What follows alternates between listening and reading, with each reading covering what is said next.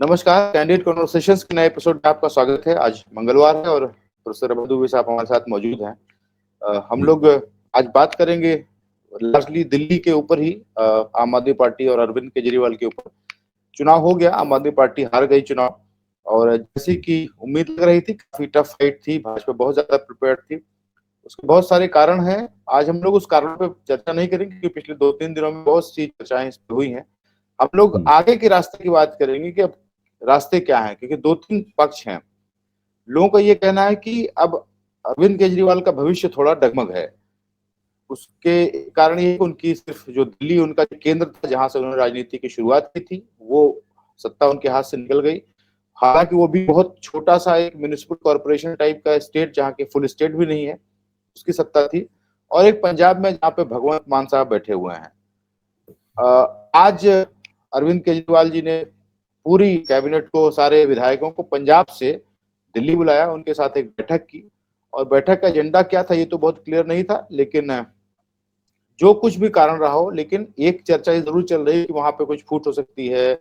एक चर्चा ये चली कि केजरीवाल साहब वहां के सीएम बनना चाहते हैं, लेकिन वो भी क्लियर होगा कि उनका कोई चेंज ऑफ गार्ड नहीं है और भगवंत मान जी उसको कंटिन्यू करेंगे।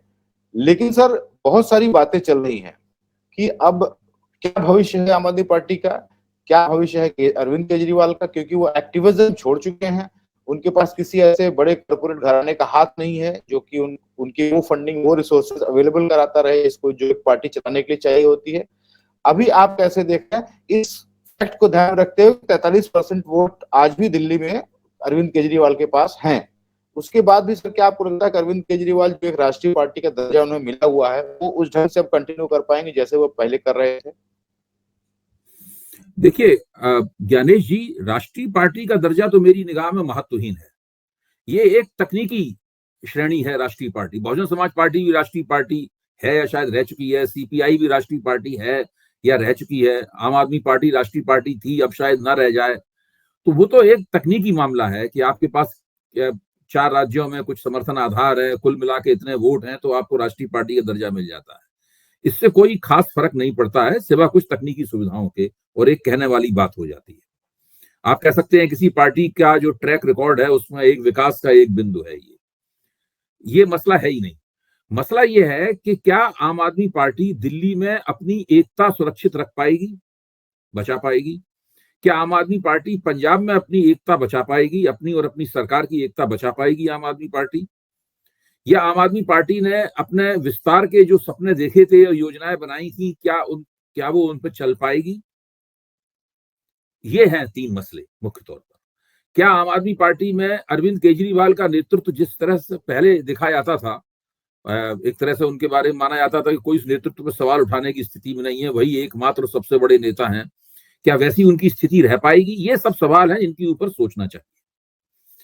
जहां तक ये सब बातें हैं कि अरविंद केजरीवाल पंजाब के मुख्यमंत्री बनना चाहते हैं, एक तो अफवाह ये उड़ाई जा रही है। दूसरी अफवाह उड़ाई जा रही है कि कांग्रेस में चले जाएंगे बहुत से लोग, विधायक वहां के आम आदमी पार्टी के। तीसरी अफवाह उड़ाई जा रही है कि आतिशी ने चूंकि अपने कालकाजी में अपने चुनाव जीत का जो एक तरह की खुशी मनाई जा रही थी उसमें भाग लिया, तो वो एक तरह से अरविंद केजरीवाल को चुनौती है। चौथी बात उड़ा। पांचवी अफवाह चुनाव में दौरान चल रही थी कि सौरभ भारद्वाज के मुकाबले एक बहुत ही कमजोर उम्मीदवार को भाजपा ने इसलिए उतारा है ताकि सौरभ भारद्वाज आसानी जीत जाए और बाद में अरविंद केजरीवाल के नेतृत्व को चुनौती देकर पार्टी को विभाजित कर दें। ये खुद मुझे भाजपा समर्थक पत्रकारों ने खुद मुझसे ये बात कही थी।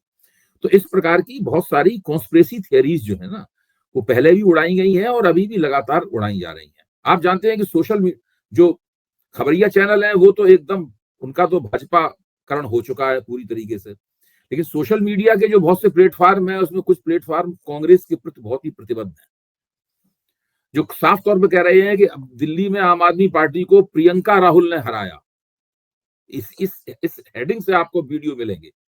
अच्छा, अब यहीं पे सवाल ये उठता है कि क्या इन कॉन्स्पिरेसी थियरीज का, ये तमाम साजिशों की अफवाहें चल रही हैं, इनका कोई कहीं प्रमाण दिखाई पड़ रहा है? क्या कोई ऐसा संकेत दिखाई पड़ रहा है जो ये बताए कि ये ऐसा ऐसा हो सकता है? देखिए, राजनीति में कुछ भी हो सकता है, राजनीति में हर चीज की संभावना है, इसलिए किसी चीज से आप इनकार तो कर नहीं सकते 100%। लेकिन क्या होगा उसका कुछ ना कुछ तो संकेत दिखाई पड़ना चाहिए। कम से कम मुझे इन बातों का कोई होने की, ये बातें हो सकती हैं, इसका कोई संकेत मुझे नहीं दिखाई पड़ता।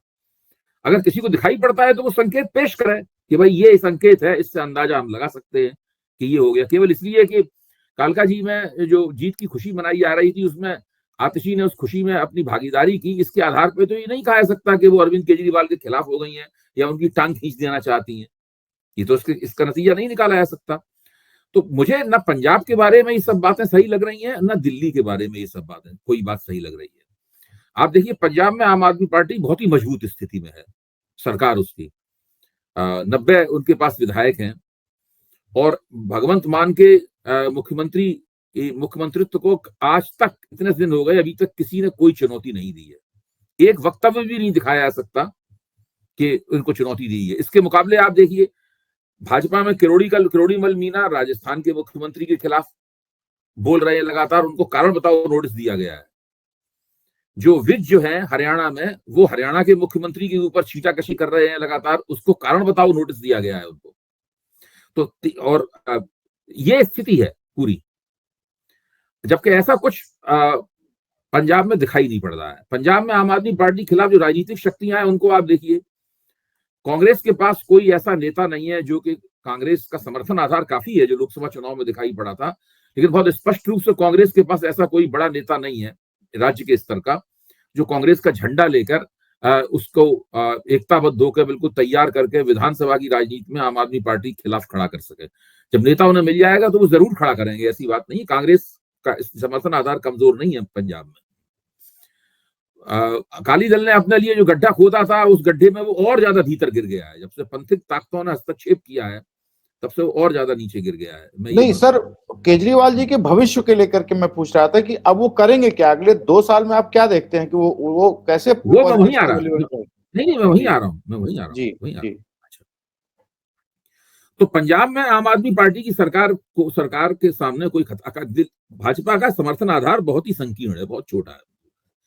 जहां तक दिल्ली का सवाल है, दिल्ली में विपक्ष की राजनीति वो लोग चलाते रह सकते हैं क्योंकि वो उनके पास 22 एमएलए हैं। केजरीवाल का जहां तक सवाल है, केजरीवाल क्या करेंगे ये अभी स्पष्ट नहीं है। कोई अभी आप केजरीवाल के पुराने दोस्त और आजकल उनसे नाराज चल रहे, दोनों के बीच काफी तल्खी है, योगेंद्र यादव का आप लेख भी पढ़िए, उनकी वीडियो भी सुनिए। तो योगेंद्र यादव क्या कहते हैं? योगेंद्र यादव ये कह रहे हैं कि मैं आम आदमी पार्टी की हार का उत्सव नहीं मनाऊंगा, नंबर 1 बात। दूसरी बात, केजरीवाल को अपने गिरेबान में मुंह डालकर देखना चाहिए कि उन्होंने क्या क्या गलतियां की हैं और उनका परिष्कार करने की कोशिश करनी चाहिए। उनके कानों में उनके आसपास के लोग खुसफुसाते रहते हैं, उन पर ध्यान नहीं देना चाहिए। नंबर 3, उन्होंने कहा कि केजरीवाल ऐसे व्यक्ति नहीं है कि हार के बाद में घर में मुंह झुका के बैठ जाए, निराश होकर बैठ जाए। केजरीवाल समझदार व्यक्ति है, केजरीवाल में पहलकदमी है, वो प्रोएक्टिव है और वो जल्दी ही कुछ ना कुछ ऐसा करेंगे जिससे समझ में आएगा कि उनकी भविष्य की योजना क्या है। ये योगेंद्र यादव का वक्तव्य है, जो उनके साथ नहीं है, उनके खिलाफ है। तो मैं, और ये बहुत सोचा समझा नपा तुला वक्तव्य है। मैं भी यही बात मानता हूं। मेरा मानना यह है कि बहुत सी ऐसी काम है जो कि अरविंद केजरीवाल को करने चाहिए थे, जो कि वो केंद्र से लड़ने के चक्कर में, अपने मुकदमों में और किन्हीं वजहों से या प्राथमिकता गड़बड़ा जाने की वजह से जो उन्हीं की गलती है, वो उन कामों को वो नहीं कर पाए। अब एक छोटा सा उदाहरण दें, एक दिल्ली शहर, एक दिल्ली देहात है। भाई दिल्ली देहात एक बाकायदा दिल्ली शहर से अलग एक इलाका है जिसमें रिठाला आता है, बवाना आता है और कई ऐसे क्षेत्र आते हैं। आप ये सोचिए कि दिल्ली देहात, आम आदमी पार्टी का एक भी सपोर्टर नहीं था दिल्ली देहात में। वहां बड़े बड़े लंबे लंबे अंतराल से हार गई आम आदमी पार्टी, क्योंकि इन लोगों ने दिल्ली देहात के ऊपर ध्यान ही नहीं दिया। उसकी समस्याएं ही भिन्न है दिल्ली शहर से। अगर आप ध्यान नहीं देंगे इस तरीके से तो पूरा क्षेत्र आपके विरोध में हो जाएगा। तो ऐसे बहुत से काम ऐसे थे जो ये नहीं कर पाए, कुछ परिस्थितियों ने उनका साथ नहीं दिया। तो ये सब बातों पे इनको सोच विचार करना पड़ेगा। राष्ट्रीय महत्वाकांक्षाएं और दिल्ली की राजनीति की जरूरतें, इन दोनों में फर्क करके देखना पड़ेगा। इन दोनों में जो घालमेल है वो घालमेल नहीं चलेगा। दूसरे, ये अभी 1-2 महीने के अंदर ही स्पष्ट हो जाएगा कि क्या दिल्ली आम आदमी पार्टी में केजरीवाल के खिलाफ कोई असंतोष है। केजरीवाल के नेतृत्व में क्या कोई अविश्वास पैदा हो रहा है? अगर हो रहा है तो उसकी अभिव्यक्ति कहीं ना कहीं होनी चाहिए, किसी वक्तव्य में होनी चाहिए, किसी छींटाकशी में होनी चाहिए, किसी कार्यक्रम में होनी चाहिए, किसी सवाल में होनी चाहिए, किसी मुद्दे में होनी चाहिए, वो अभिव्यक्ति होनी चाहिए। अभी तक ऐसी कोई अभिव्यक्ति नहीं दिखाई पड़ी है, और ना कहीं ऐसा दिखा, जैसे कि मान लीजिए भाजपा ने अपना बहुमत खो दिया था, तो जो नरेंद्र मोदी बहुत जल्दबाजी में आ गए, उन्होंने भारतीय जनता पार्टी के विधायक दल का चुनाव ही नहीं कराया। एनडीए विधायक दल का चुनाव हुआ, उसी में कह दिया गया कि भारतीय विधायक दल, जनता पार्टी विधायक दल के नेता नरेंद्र मोदी कह दिया गया। आज तक जनता पार्टी के, भाजपा के विधायक दल के नेता का चुनाव, तो वो जानते थे कि अगर विधायक दल का चुनाव कराएंगे तो हो सकता है उसमें कोई खड़े हुए कुछ पूछ दे, इस डर के मारे उसका चुनाव भी नहीं कराया गया। क्योंकि पूरे इंस्टीट्यूशनल लोकतंत्र की संस्थागत बंदोबस्त पर उनका कब्जा है, इसलिए उनसे कोई सवाल भी नहीं पूछा गया। राष्ट्रपति ने भी उनसे कोई सवाल नहीं पूछा कि भाई आप पहले भारतीय जनता पार्टी के विधायक दल के नेता तो बन जाइए, फिर आप एनडीए के नेता बने। ये सब नहीं हुआ। लेकिन ऐसी कोई जल्दबाजी या कोई परेशानी या कोई बेचैनी कोई आम आदमी पार्टी में अभी तक नहीं दिखाई पड़ी है। अच्छा, अब आम आदमी पार्टी, इन लोगों के ऊपर अभी हमले बहुत होने बाकी है। देखिए, सबसे पहले बृजेंद्र गुप्ता ने कह दिया है कि जैसे ही विधानसभा सजेगी हम उसमें वो रिपोर्ट्स रखेंगे, सीएजी रिपोर्ट्स हम उसमें रखेंगे, और उससे इनका भ्रष्टाचार निकल के आएगा। उस ये रिपोर्ट्स का सारी दिल्ली में प्रचार किया जाएगा। वो कह रहे हैं दिल्ली वासी उन रिपोर्ट्स को ध्यान से पढ़ें, और उसके आधार पर इन लोगों के खिलाफ कार्रवाई की जाएगी। अच्छा, अब उन रिपोर्ट्स में क्या है, ये जब रिपोर्ट रखी जाएंगी तब पकड़ में आएंगी कि क्या है, मतलब उसके अंदर।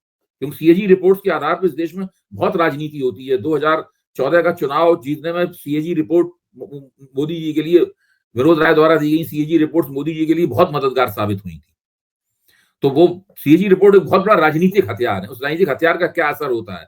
सीबीआई ने कोर्ट में जाके कहा है कि जो मुकदमे चल रहे हैं केजरीवाल और सिसोदिया के ऊपर, उन मुकदमों को जल्दी से जल्दी शुरू किया जाएगा, उसके लिए इजाजत ली जाए, ये किया जाए, वो किया जाए, वो सब की तैयारी पूरी है। तो इन दोनों के खिलाफ मुकदमा चलाकर इनको सजा दिलवाने की पूरी कोशिश भारतीय जनता पार्टी ज्यादा से ज्यादा करेगी।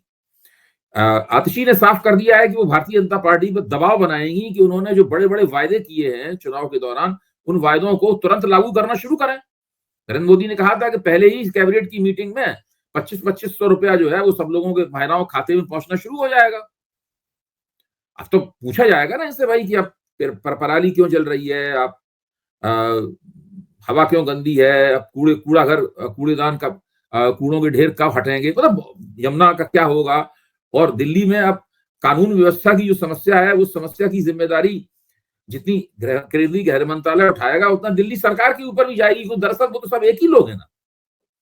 लेफ्टिनेंट गवर्नर, दिल्ली के मुख्यमंत्री जो भी बने, और केंद्रीय गृह मंत्रालय, सब लोग तो एक ही हैं। अभी बीजेपी का फोकस इस पे है कि किस तरीके से एनडीएमसी का नेतृत्व जो है वो आम आदमी पार्टी से छीन लिया जाए, अपना मेयर बनाया जाए। वो इस काम में लगी हुई है, और बाकी वो राजनीति चल रही है कि कौन सचेतक बनेगा, कौन विधानसभा का अध्यक्ष बनेगा, कौन विधानसभा का उपाध्यक्ष बनेगा, कौन से 6 मंत्री बनेंगे, कौन मुख्यमंत्री बनेगा, 2 उप मुख्यमंत्री बनेंगे, तो 6 में से कौन से 2 लोग उप मुख्यमंत्री बनेंगे। अभी तो भाजपा इस तरह की राजनीति में पूरी तरह व्यस्त है यहाँ पर।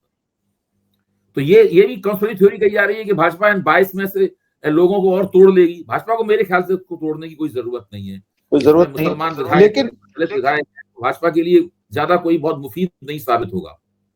जी, आप कुछ कह रहे थे। भाजपा के बारे में मैं कह रहा था कि भाजपा के बारे में कुछ प्रेडिक्ट नहीं कर सकते। हो सकता है को 22 का 22 तोड़ना चाहें, क्योंकि वो भाजपा ऐसी पार्टी जो कि विरोधियों को अपने को चुनाव में सिर्फ हरा के उसको खुशी नहीं मिलती। वो चाहती है उनको नेस्तनाबूद करो, खत्म करो, बिल्कुल जड़ से मिटा देने की कोशिश में रहती है कि कांग्रेस मुक्त भारत चाहिए, आप मुक्त दिल्ली चाहिए, आपदा मुक्त दिल्ली चाहिए। वो कुछ इस टाइप के मिशन पे निकलते हैं।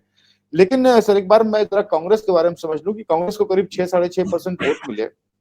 उनको तो हम लोग वोट कटवा कैटेगरी में भी नहीं डाल सकते हैं, परसेंट इररिलेवेंट वोट है। लेकिन आप ध्यान से देखें तो कुछ सीटों पर जरूर लगता है कि शायद अगर यहाँ पे कांग्रेस को जो वोट मिले उसी वोट से आम आदमी पार्टी जीत गई होती। वो वोट आम आदमी पार्टी को मिलते नहीं मिलते वो अलग बात है। लेकिन सर, एक मैसेज तो बड़ा होता है कि चलो इंडिया गठबंधन साथ मिलकर लड़ रहा है। दूसरा, अब आगे क्या संदेश है यहाँ पे? अखिलेश यादव उत्तर प्रदेश में, ममता बनर्जी वेस्ट बंगाल में, क्योंकि ममता बनर्जी के खिलाफ भी एक एंटी इनकम्बेंसी पिछले 15-20 सालों से होती जा रही है। वहां पे ऑलरेडी भाजपा को 38% वोट मिले थे और 77 सीटें मिली थी। आपको क्या लगता है कि अब ये लोग भी कह रहे हैं कि नहीं हम तो अकेले लड़ेंगे, ममता बनर्जी कह रहे हैं कि नहीं वेस्ट बंगाल में हम कांग्रेस अलायंस नहीं करेंगे, ये उनके लिए खतरे की घंटी नहीं कि अगर कांग्रेस को साथ नहीं लेती हैं इस बार शायद उनके लिए भी मुश्किल होगा? देखिए, दिल्ली में अगर कांग्रेस की बात करें तो अभी कांग्रेस के अध्यक्ष देवेंद्र यादव ने एक बड़ा दिलचस्प बयान दिया है। वो बयान गौर करने काबिल है। उनका कहना है कि हमें इस बार भी जीरो मिला, लेकिन इस बार का जीरो पिछली बार के जीरो से अलग तरह का। तो वो अलग किस तरह से अलग, मतलब क्या किसी खास तबके के वोट कांग्रेस को मिले हैं? वो जो 2% वोटों में बढ़ोतरी हुई है, 4.25 से 6.25% वोट हो गए हैं, तो वो किसी खास तबके के वोट कांग्रेस को मिले हैं? वो कौन से वोट हैं? दलित वोट कांग्रेस को मिले हैं, कुछ मुसलमान वोट कांग्रेस को मिले हैं। वो कौन से वोट हैं? कुछ ओबीसी वोट कांग्रेस को मिले हैं, गरीब आदमियों को वोट मिले हैं, सैलरीड एम्प्लॉइज के वोट मिले हैं, नौकरी पेशा लोगों, कौन से वोट मिले हैं? मेरा मानना यह है कि कांग्रेस को कुछ निर्वाचन क्षेत्रों में कुछ कुछ मुसलमानों के थोड़े से वोट मिले हैं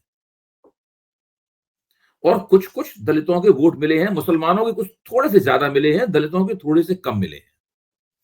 तो कांग्रेस के लिए अगर कहीं कोई ओपनिंग है, कांग्रेस कहीं पे अगर देख सकती है ओपनिंग, तो यही देख सकती है कि अगर किसी तरह वो दलितों और मुसलमानों के वोटों को अपनी ओर कुछ ज्यादा खींच ले तो दिल्ली के चुनाव में उसकी वापसी हो सकती है। वरना अगले चुनाव में फिर से मुकाबला आम आदमी पार्टी और भाजपा में होगा। कांग्रेस फिर जो है वो टक्कर में नहीं रहेगी।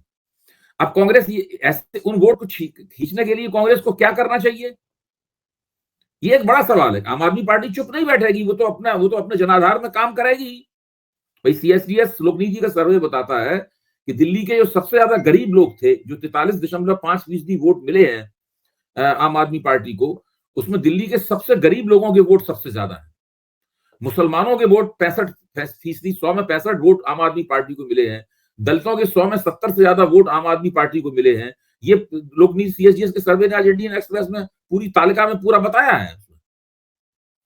लेकिन वो ये भी बताया है कि पिछली बार जैसे जितने दलितों के और मुसलमानों के वोट मिले थे आम आदमी पार्टी को, उसमें कुछ बहुत मामूली से कम हुए हैं। उन्हीं मामूली वोटों ने कांग्रेस का 2% वोट प्रतिशत बढ़ा दिया है।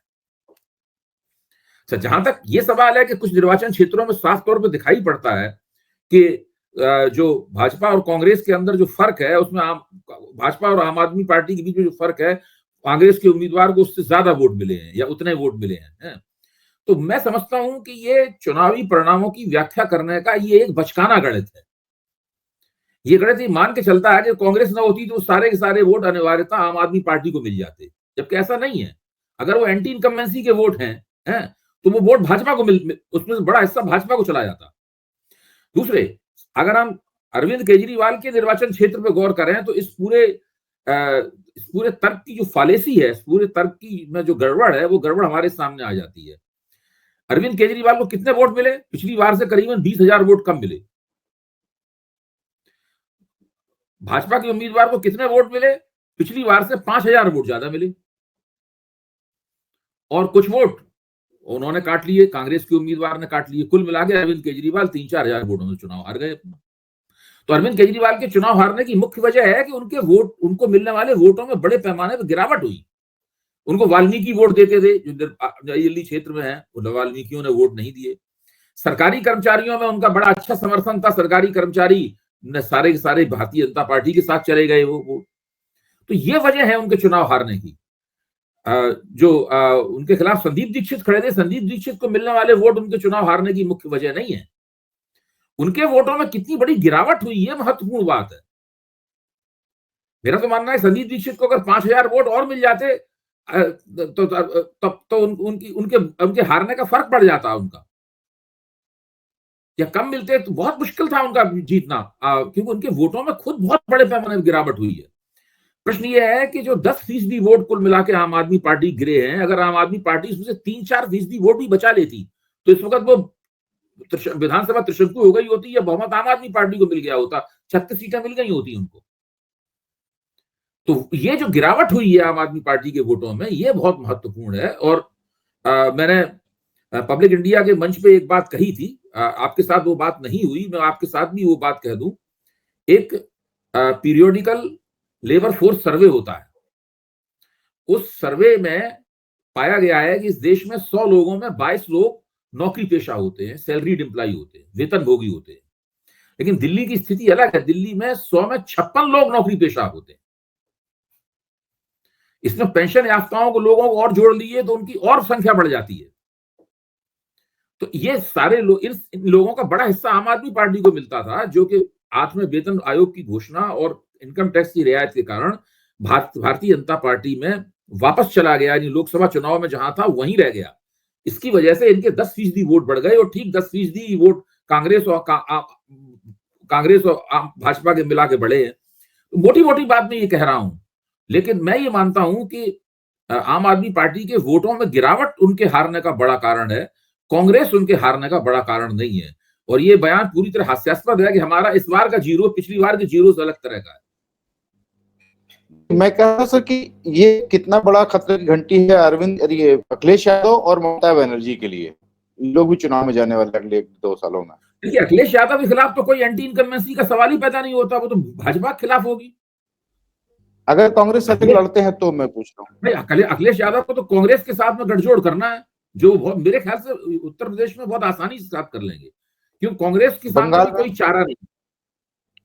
आप कांग्रेस आत्महत्या करने में तुल जाए वो बात अलग है, लेकिन कांग्रेस और समाजवादी पार्टी का गठजोड़ ही भारतीय जनता पार्टी को वहां पे मुकाबला दे सकता है। वो गठजोड़ उन्हें करना ही पड़ेगा 2027 में और फिर 2029 में करना ही पड़ेगा। बिना उस गठजोड़ के उनका काम नहीं चल सकता।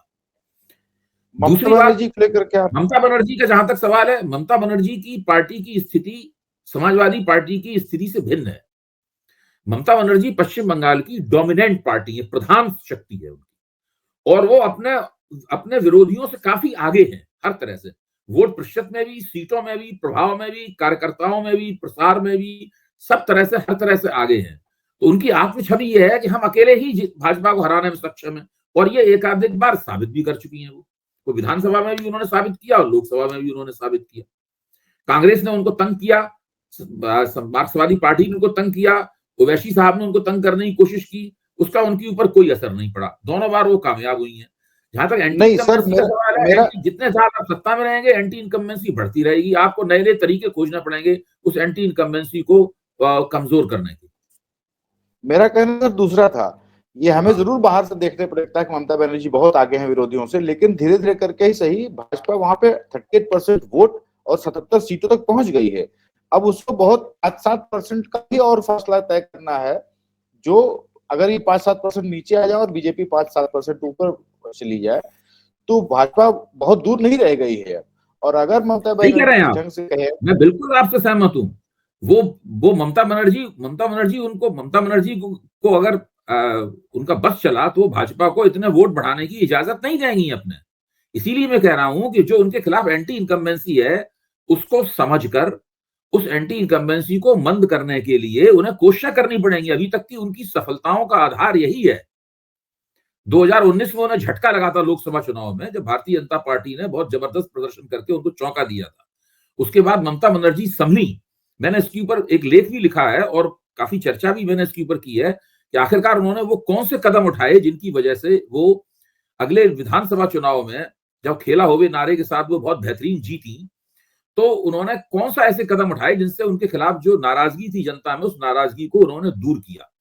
आज उनके खिलाफ और भी ज्यादा नाराजगी। आपकी बात बिल्कुल सही है। लोकसभा चुनाव के बाद में जो वहां पे अस्पताल कांड हुआ है, उसमें मध्यवर्गीय लोगों में, कलकत्ता के भद्रलोक में ममता बनर्जी की आज वो छवि नहीं रही है जो एक जमाने में छवि थी। तो उनके सामने जो चुनौती है वो पहले से कहीं ज्यादा बड़ी चुनौती है। लेकिन ये जब लगातार आप सत्ता में रहते हैं तो आपके खिलाफ नाराजगी जमा होती ही रहती है लगातार, और ये आपके सत्ता में रहने की शर्त है कि आप उसके खिलाफ संघर्ष करें। जी, मैं सर इसीलिए पूछ रहा था कि अब क्या उनके लिए जरूरी नहीं है ये ममता जी के लिए कि वो थोड़ा नरम पड़े, कांग्रेस के साथ हाथ मिलाएं और कम से कम भाजपा को रोकने के लिए। कोई भी डोमिनेंट पार्टी ऐसी किसी पार्टी से हाथ नहीं मिलाई थी। ये राजनीति की शर्त है।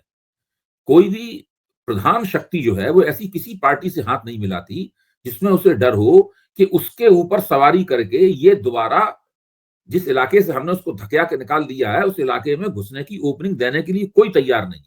आप सोचिए, दिल्ली में लोकसभा चुनाव दोनों ने मिलकर लड़ा, जैसे ही चुनाव खत्म हुआ, गोपाल राय ने ये बयान क्यों दिया कि हमारा भाई अब कोई गठजोड़ नहीं होगा। हरियाणा में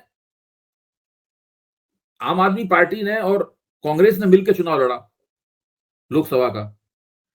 जैसे ही चुनाव खत्म हुआ, वहां कांग्रेस ने क्यों तुरंत बयान दे दिया कि हम आम आदमी पार्टी से विधानसभा में गठजोड़ नहीं करेंगे। आम आदमी पार्टी ने जो यहां किया, कांग्रेस ने वो वहां किया।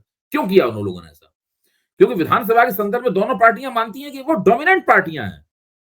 डोमिनेंट पार्टी का जो प्रोफेसर योगेश अटल थे, उन्होंने एक बड़ा अच्छा हिंदी निकाली थी, एक दल महाप्रबल, वो कहते थे। कांग्रेस के लिए कहते थे कि कांग्रेस देश की डोमिनेंट पार्टी है, एक दल महाप्रबल। तो जो किसी प्रदेश में महाप्रबल दल है, वो किसी भी पार्टी के लिए कोई गुंजाइश, कोई एल्बो रूम, कोई गुंजाइश नहीं छोड़ना चाहता। मैं आपको बताऊं, बिहार में अगर राष्ट्रीय जनता दल को यह विश्वास हो जाए कि वो टीएमसी की तरह महाप्रबल है, या दिल्ली में आम आदमी पार्टी की तरह महाप्रबल है, या हरियाणा में कांग्रेस की तरह महाप्रबल दल है, तो वो वहां भी जो अभी गुंजाइश छोड़ते हैं लालू यादव किसी के लिए, वो भी नहीं छोड़ेंगे गुंजाइश। वो कोई गुंजाइश नहीं छोड़ेंगे, और गुंजाइश छोड़ेंगे भी तो अपनी शर्तों पर गुंजाइश छोड़ेंगे। हालत ये हो जाती है बिहार में, अभी भी हालत ये होती है, लालू यादव कहते हैं कि आप ये सीटें ले लीजिए, आप 5 सीटें ले लीजिए, इसमें 2 पे तो हम लोगों को जिनको बताएंगे उनको टिकट दिए, हमारे आदमियों को आप अपने यहाँ टिकट दे दीजिए। उनके उम्मीदवार भी सप्लाई करते हैं उनकी पार्टियों को, वो लालू यादव। तो जो शक्तिशाली दल होता है वो हर तरीके से अपना प्रभुत्व इस तरीके से दिखाता है। जैसे भारतीय जनता पार्टी ने विधानसभा में महाराष्ट्र में क्या किया था, उन्होंने न केवल मनमाने तरीके से इनको सीटों का वितरण किया, अपने लिए सबसे ज्यादा सीटें रखी, बल्कि उन दोनों अपने सहयोगी दलों की पार्टियों में अपने उम्मीदवार भी घुसेड़े हुए भारतीय जनता पार्टी ने। वो तो उसमें अच्छा, अपना प्रदर्शन बहुत बढ़िया रहा। अगर जरा भी उनका प्रदर्शन भाजपा खराब रहता तो ये सब बातें कहीं आती। तो कोई भी पार्टी जो प्रबल शक्ति है, वो किसी दूसरे के लिए कोई गुंजाइश नहीं छोड़ना चाहती। अभी आप तेजस्वी यादव का बयान सुन लीजिए, अभी उन्होंने जो दिया था लोकसभा, ये 2 महीने पहले की बात है। उन्होंने कहा था भाई बिहार में ही हम हैं, हम किसी दूसरे के लिए क्यों कोई जगह छोड़ें, यहां भी हम छोड़ देंगे तो हम क्या राजनीति करेंगे, साफ तौर पर उन्होंने कहा। ठीक बात। सर मेरे पास कम बचा, एक आखिरी सवाल जो सर मेरे मन में था कि आपको नहीं लगता कि केजरीवाल जी को जरा अपनी विचारधारा, अपनी आइडियोलॉजी को भी क्लियर करना चाहिए? क्योंकि वो कभी सॉफ्ट हिंदुत्व करते हुए दिखते हैं, मंदिर मस्जिद, बजरंगबली, लक्ष्मी गणेश के फोटोशॉप नोटों पे। उनकी विचारधारा क्या है? मतलब अगर राइट विंग और सॉफ्ट हिंदुत्व करना है तो फिर आदमी आम आदमी पार्टी क्यों वोट देगा? फिर बीजेपी को हार्डकोर हिंदुत्व वाले को देगा, विचारधारा नहीं है। तो वैसे भी समाज विज्ञान में पोस्ट आइडियोलॉजिकल पार्टी कहा जाता है। आम आदमी पार्टी को सोशल साइंस में कहा जाता है ये पोस्ट आइडियोलॉजिकल पार्टी है। उनकी कोई विचारधारा नहीं है। विचारधारा नहीं है, वो स्ट्रेटजी और टैक्टिक्स में लड़ते हैं चुनाव, बाकी। और जब स्ट्रेटजी और टैक्टिक्स कामयाब हो जाती है तो बल्ले बल्ले, जब कामयाब नहीं हुई तो गड़बड़ है। नहीं तो कोई विचारधारा करने की जरूरत क्या है? ये जो कहते हैं कि लक्ष्मी गणेश के फोटोशॉप दो, या मंदिर जरा हनुमान मंदिर करूंगा, और थोड़ा थोड़ा उनका रहता है।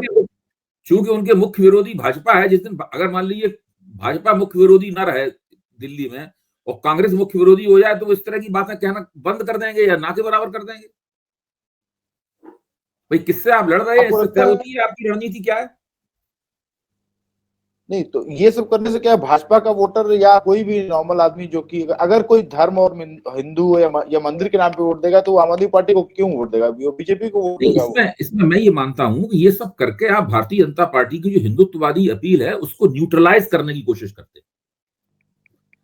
आप उससे उसको जो विशेष फायदा मिलता है, आप उस विशेष फायदे कितना कामयाब होते हैं ये अलग बात है, लेकिन आप करते क्यों है ऐसा? आप इसलिए करते हैं ताकि उसको हिंदूवादी, अपने आप को हिंदुओं का ठेकेदार बताने की भाजपा की जो कोशिश होती है, भाजपा कहती है ओरिजिनल हिंदूवादी तो हम हैं, ठेकेदार बताने बाकी सब लोग फर्जी है, चुनावी हिंदू हैं।